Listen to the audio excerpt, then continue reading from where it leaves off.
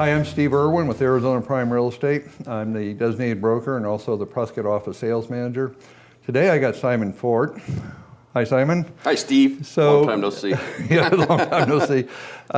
So Simon, since you've been in real estate for a couple of years now, your production is very good. You're working hard. I see that. One of the things that we're doing these videos is to share some of your thoughts as to why you're at this office and some of the things that you enjoy working here. Well, Steve, pretty much when I started out in real estate, obviously you go and you kind of talk to brokers, you interview your broker. Absolutely. It's not the other way around usually. Right. You want to make sure as a broker that I'm going to be a producer, but at the end of the day, as an agent, I have to have the right fit. You know, I have to have the support. And when I walked in the door, it seemed like your company was going to provide that support. Which means offering up digital technology, phone support. I mean, I'm sure every agent that sits in this chair is going to say the same thing. If I pick up the phone and call Steve Irwin, I know that I'm going to get at least a call back or an answer within half an hour. Absolutely. And that to me isn't really valuable. So at the end of the day, that's one of the reasons I stay here and will stay here. The other reasons are, I touched upon this, is the technology, bringing in what's current and what's new, peak producers, which is I've been in marketing for 35 years, and one of the things that as a marketer you do is you analyze who your customer is. Right. And to do that, you have to start with information and data, and like the peak producer program gave that to us, and then it has a follow-up marketing program, and I wouldn't have realized that had I not been here. And you went through that program, and because of that, I think that's really helped you in this career field. Absolutely. I mean, I knew when I walked in the door, I knew a lot of people. I've been in Prescott for 35 years. So at the end of the day, I knew a lot of people, but what's the best way to reach out to those folks? And for me, just to put out a mailer is fine, and I had done that, but the information that the Peak Producers program has is pertinent, it's relevant, and it's information people want. So it's I'm not bugging people, it's things that people want to know. And they're calling you. And they're calling me, Yeah. and it's been very successful. So, and again, the biggest thing I think is, like I said, most agents will say the same thing as they sit in this chair, but there hasn't been a single time that I can think of that I haven't had a return call from you within half an hour, and that's really valuable. That's important.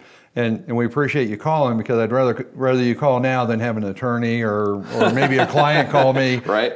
Later on. You haven't had an attorney or a client call yet. Not with you. Not with me, right? Exactly. So I think it works, and it's a good environment. I've been an entrepreneur off and on throughout my life, and the thing is, I kind of like to run my own business. That's right. And I want the support when I want the support, but I don't want somebody actually telling me what I need to do, and that has made a huge difference. Yeah, we have zero overlay. We do what the contract calls for, and we're compliant with what the Department of Real Estate requires and state law, and obviously with our code of ethics, with our National Association of Realtors. Right. Simon, thanks for sitting down with us. Thanks, I appreciate Steve. it, man. Thank you.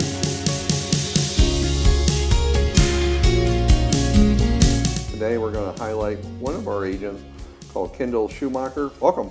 Thank you. So tell us a little bit about yourself and where you're from and kind of how you got in the industry.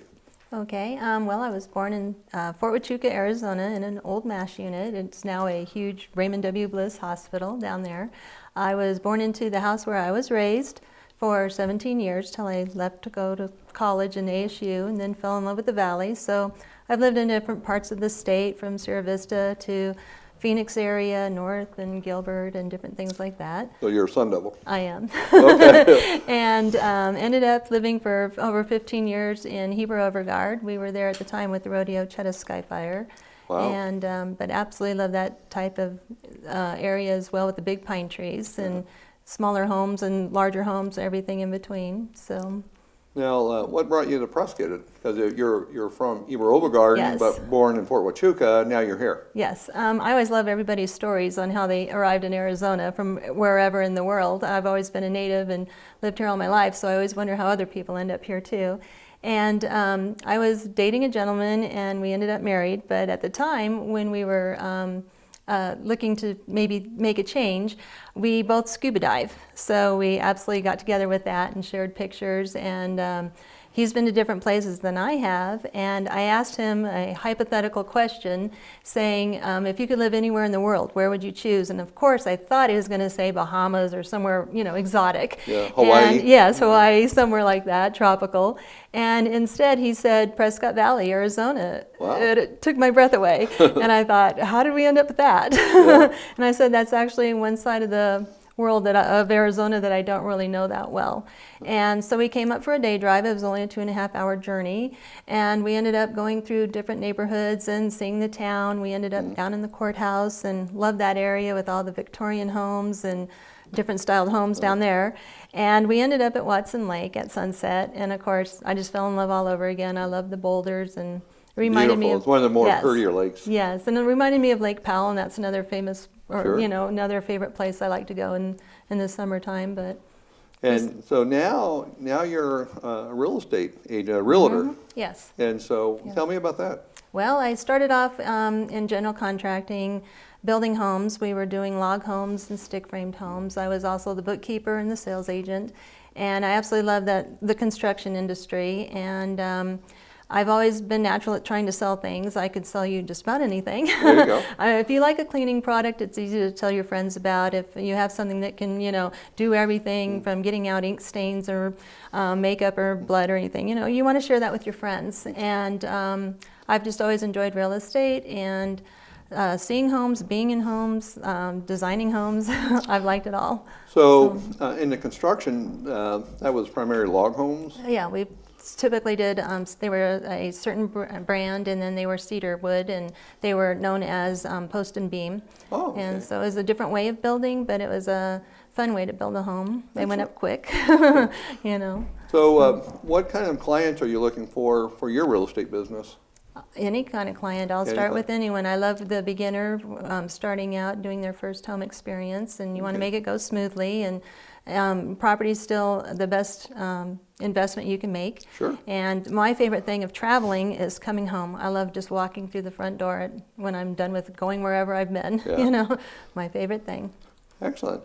What's some of the areas that you specialize in? I mean, you like Prescott Valley, Prescott? Oh, I'll go anywhere. Okay. I love this whole area. That's what's so fascinating is everything between Chino Valley and way out in Dewey. It's everywhere is just, it's a nice little community here. So what are some of the things that make you a little bit different as a real estate agent versus maybe some of the other agents in the community? I never really compare myself to anyone else. Uh-huh. I like to plan my work and work my plan. Okay. And I always thought of real estate at one point in my life as plan B, but you're always dependent on someone else doing their job when you work for someone else. So being self-employed is really important to me. Being the go-getter that I am, I like to be able to do what I want to do when I want to do it. Well, and just from my experience knowing you the way I do, it sounds like you're pretty thorough in your operation. And that was the bookkeeper side of me. Oh my I like goodness, to not cross a- the not a T's and bean dot the counter, I's. huh? Yeah. So you know how to do all the accounting Yes. and things like that. Right. That's really important. Well, that's good. I appreciate you coming You bet. and talking with us today. So, thank you. Thank you. Hi, I'm Simon Fort with Arizona Prime Real Estate here in Prescott, Arizona. I'm with associate broker Terri Atkins, and we're just going to do a little Q&A about real estate issues today. So one of the things that if you look around in the Prescott area right now, obviously we have some older homes, but there's a lot of new builds coming in. And I kind of want to talk to you about what are the pros and cons of both those types of purchases. First of all, let's take like an established home, something that's already existing. Why buy that over a new home? Right, and that depends on, again, what people are looking for. Some people want an existing home because they don't want to have to put in the landscaping and the window coverings and buy appliances, and those are all things that come with new construction. But if you want new construction and you want something brand new that you can mold it to what you want, you can do your own colors and pick everything out, then That's nice. I mean, because you're getting the home that you want. Right. But what can somebody expect though in a new build purchase? What's timelines? What kind of hiccups might you see along the way? And that depends on the builder here, and I've worked with almost all of them. So you can look at anything from 3 months to a year if you're doing a custom build. The subdivisions like Granville and Prescott Lakes, Pronghorn Ranch, they all have new builds going up with different builders, and it's Right. all different. But you were saying, what can you expect? You need to go in and bring your realtor with you. Right. And that's a builder's contract. And I always hit on the fact that you can have representation as a buyer when you're with a builder. And it doesn't cost you anything. Right. There's no difference really, right? There's no difference. Because who's paying you at the end of the day? The builder. The builder, exactly. So why not have somebody represent you that knows the business, to know Right. what they're looking for, and can represent you? Because the builder is, let's just say they want to represent themselves. Right. And at the end of the day, you have to hold those builders to timelines. You're going to ask some specific questions that somebody who's fresh off the street and just looking for homes might not ask. So once you're under contract, and you said what kind of hiccups can come up. Right. All sorts of things can come up. Even I have had, this is a true story, I have gone to check on a new build for a client, and because I know what they've purchased and I'm looking, there's a wall in the wrong place. They're building the wrong model. They've got the wall turned. I'm the one that noticed it. They were out of town. So not that that doesn't happen all the time, but things happen. And then sometimes they put in the wrong carpet, the wrong roof, so you do have to keep an eye on it, especially when you're buying in these subdivisions that are going up quickly now, and they're building a lot of homes at one time. Yeah, Somebody to watch out for your best interests. Right. And it's not a diss on builders. It's just No. they have so much going on at any one Right. time, and they're managing subs and that kind Right. of thing. So Right, and they that's will why you wanna absolutely have correct it, representation. and they're glad you pointed out. So Absolutely. everything gets taken care of, but it's just things that people don't think about. Right. No, So about how does somebody go about purchasing a new home? Right. And then that depends again. So if you're building like a builder or purchasing a builder spec, that's one type of loan. So your loan comes into play here too. If it's a Right. pure construction loan, that's something that is completely different, and we're going to have to arrange that with a lender. And we negotiate that with the builder also, because a lot of builders will say you have to use my lender and you really don't. So Right. you do need somebody to negotiate those things and make sure that your financing is set up. Financing's the big part right up front.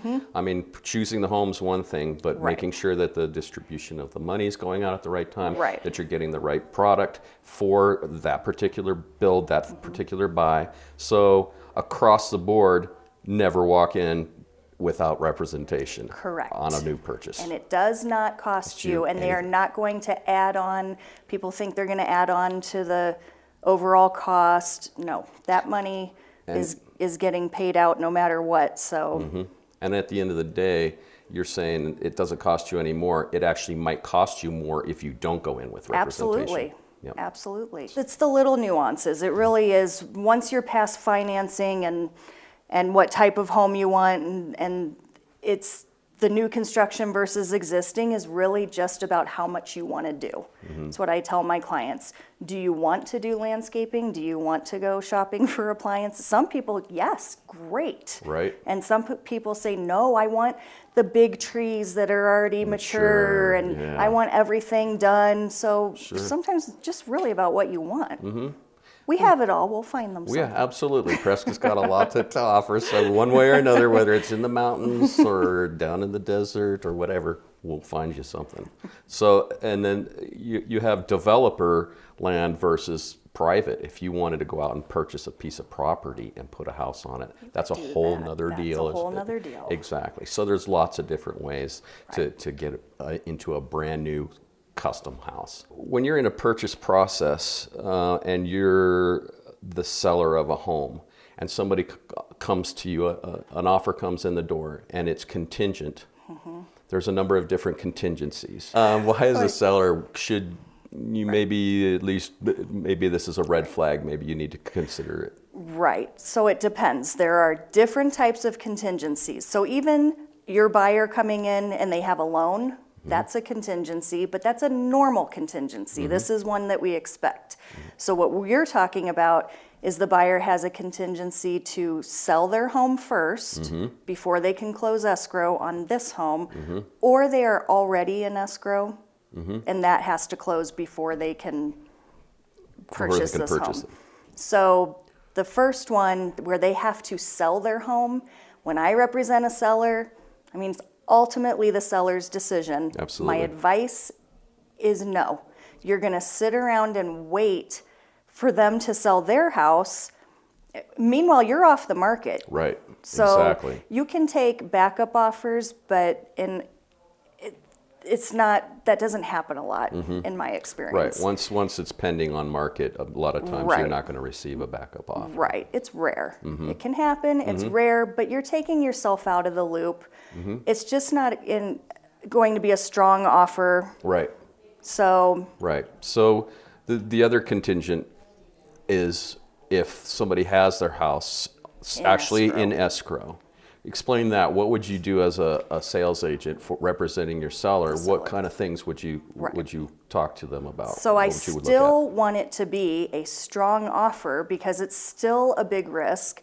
But my first question is, how far into escrow are you? Are you Right. through inspections? Right. Because inspections is usually where things can fall apart. Right, and that's where everything, almost most of the time, that is almost the ceiling of the purchase. It's not necessarily a guarantee, Right. but after that After due that- diligence period and that inspection period, there's more of a commitment. Right.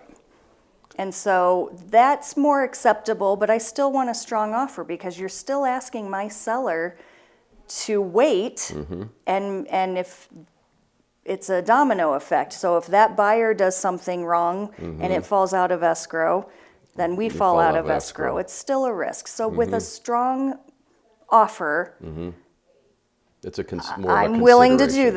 that. Or willing to explain that to my sellers. Right. But when it's not even, when the buyer doesn't even have the house in escrow, which has happened, I just think it's foolish. Well, it's difficult, and you're taking the risk. It's not the buyers necessarily. It's you are taking the risk as the seller of that property. Right. So, what do you do when your buyer is is the one placing a contingent deal on the table? I tell them get their house in escrow first. And I always say, once your house is in escrow, then I will hit the ground running with you. Right. Then we just need to work and find the house and get it done. But you're coming in, if you don't have that, you're a weak. There's no way to negotiate for a buyer that It's a weak It's such a position. weak It's a position. very difficult position, which means you're probably going to have to make a very strong offer Right. at or above list price. which most people don't want to which they don't do. wanna So in then the they first want to place. come in and offer a lot less and have this contingency. It's just not realistic. Right. And most people, once you explain that to them, they understand it. Right. So when you're ready to buy, get your house ready to sell, so that, or get it under contract and then fervently go looking for your home. Otherwise, you're going to have to discount or you're going to have to go full price on your offer at Right. least. So, what kind of experiences? Just shifting completely, going on a whole nother direction. What kind of experiences are you having with buyers that are looking on the internet these days? Well, it depends on where they're looking on the internet. Yes, there's a lot of sites out there that my experience has been that my buyers, my clients, are looking out there on the internet and they're seeing property that's on the market. They're not if they are already receiving a feed from me, they ask me, why did you not send me that information? Well, when I sit down with a client at the beginning, I very clearly try to define what they're looking for. And when people are looking outside of what I've provided them through the MLS, what ends up happening is they're getting everything thrown at them. So you get somebody who's actually doesn't want to live in an HOA, but they found something on Zillow that's in an HOA, and why didn't that come to them? Well, at the end of the day, you don't really want to be in an HOA because you want to park your RV out there on the corner or whatever that is. So, and that information is so rarely accurate and up to date on those sites that you don't know what you're... It doesn't matter anyway. Exactly. The best thing is to call your realtor. Exactly. And get look the at up-to-date. look at the feed that you've been provided, because we really do take the time to fill in the information. There's I think there's I don't know how many fields there are, but there are a lot of them to really drill down to get to the specifics that you as a buyer want. And that's a good point. We're not just sitting there going, oh, here's what it takes a long time. You can spend hours sitting there filtering through to be sure that you're getting the information that's useful to you and not wasting your time as a buyer. And that's critical. Let's not waste anybody's time. I just want to get you the exact home that you're looking for. So a huge question I get from sellers is the accountability. Maybe they haven't, the accountability of people walking through the home. The home, right. First of all, they're always going to be with a realtor. That's how it has to be. And maybe they haven't sold a home in a while. So I wanted to show times have changed. We have electronic lock boxes. Right. And it's not in the days of old where we did have to do a combination in a box. And you have no idea what's going on. So when we use these electronic lock boxes, it's off of an app, off of a phone. I don't know if I can show you this now, of course, my hands are there. So there's an actual app, and it says obtain key, and then we have to put in a code. Right. Okay, so when we put in this code, I don't know, do we actually want to do it? Why not? So you have to activate it. Right. So you push the bottom, this little red button comes up, right? Right. And then it's communicating, and this is the only way that you can open this. So if you're not a realtor, you can't access this. Right. It's cute. I've had, there you go. So And then the key would nice be in thing there. is when you activate Terri Atkins, it pops up on my phone that Right. you are now in the house that I have listed. Right. So So- if I said, Simon, I'm showing your listing between 1 and 2. You just got however you have it set up, a text or email or both that says that I just entered your house at 1:10 p.m. So you Right. can say Terry's on time, and I will call her later Follow up. for some feedback. Right. So there's several reasons. So we can track people who, they have an appointment. I always tell people they still have to have an appointment. They still have to be a realtor. Absolutely. But it helps us track, okay, Activity. so maybe you had 3 showings that day. So now I know I have to go call these people and say, what did you think? And get the feedback. On the, yes. And so even if the seller's home, which they shouldn't be, but say they're going to go walk out and go for a walk, I still tell them, have them activate the lockbox. This is how I keep track, of and who's it's in. total accountability. So if somebody Right. leaves a door unlocked or a window open can or lets follow the up with dog out, them. I know who did it. Right. So Right. No, it's checks and balances. It gives us an opportunity to follow up on a showing, and at the end of the day, the seller is a lot more safe because they're not letting strangers in, and they have to have a real estate license, and you have to be a member of PAR to be able to access these. Right. So we all know each other. Right. And it's great follow up. It's a great tool. Well, thank you, Terri. Thanks for coming in today.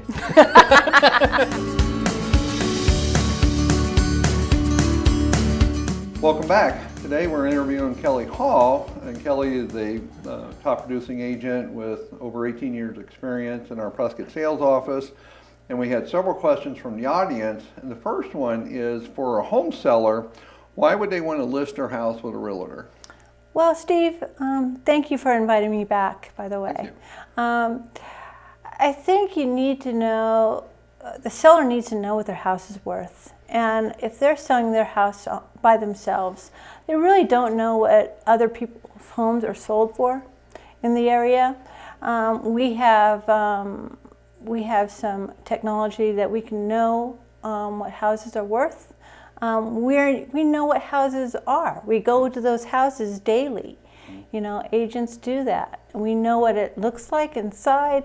People don't know what they say. Oh, they maybe have 3 bedrooms, 2 baths, but they don't know what that house looks like inside. So we do. And also, when you get into contract, you really don't know. You know, a seller really doesn't know what that contract has in the contract, and we do. I mean, that's what we're trained for. And also negotiation. You know, we know how to negotiate. And I think those 3 key points are why you should have a realtor involved in your sale of your home. So if a house is listed by a realtor and here comes a buyer, should the buyer employ a realtor as a buyer's agent to help them acquire that home? Yes, I think so, because they need somebody to represent them. If they're not having a realtor involved in their transactions, a lot of times they don't know, they have a lot of questions. And if the seller's agent is representing maybe both parties, it's hard for them to really work with both parties, you know, and they needing to ask those questions, especially if a brand new home buyer. They don't know the area a lot of times. They don't know if they're buying a house that is in a good area, a bad area, ugly area. You know, they don't know, you know. So you said exactly, that follows up with another question that someone have asked, is if I'm a home buyer, and maybe I'm a first-time home buyer, or maybe I just haven't bought a home in a number of years, what are some of the things they need to do to prepare to buy a home? Well, first of all, they need to know what their house is worth. I mean, that's one key, you know, and that's where our professional real estate agent knows. They can give you the facts. They can give you statistics. They can give you what other houses are worth, what they sold for, what's pending. You know, they can do that. So they can give you a comp on your house and what your house is worth and the value of your house. Also, you know, being a trained agent, you sort of know what sells and what doesn't, what people are looking for, because you're working with buyers also. So you know what those buyers are looking for. If you have purple carpet, you know, you might want to talk to your seller and say, you know, we got to get rid of the purple carpet before you sell the house, okay? So that's something, you know, we have to do with gentle guidance. But you know, we need to do that. We need to have those hard conversations with our sellers, you know. And speaking of sellers, what are some of the things that you'd recommend a seller do before they put their house on the market? Well, first of all, I always say, you know what, clean your house. You know, it doesn't matter if, you know, if it's outdated a little bit. It's just cleanliness. I think people really want to walk into a house when it's clean. Absolutely. Now, the final question is, in this area, in the Prescott area, there's a lot of new home developments. And so we see a lot of buyers going to those developments. Should they take their realtor with them? Yes, I do think so. When somebody goes into a brand new home development, that agent, that person they're talking to in the sales office is really not representing you. They're representing that builder. So if you want somebody to represent you, you need to make sure that you have a professional real estate agent that will ask those pertinent questions. Excellent. So, yeah. Well, very good, Kelly. Those were 5 questions that we get asked most often. Okay. So thanks for coming on the show and answering those questions. Thank you, Steve, for inviting me.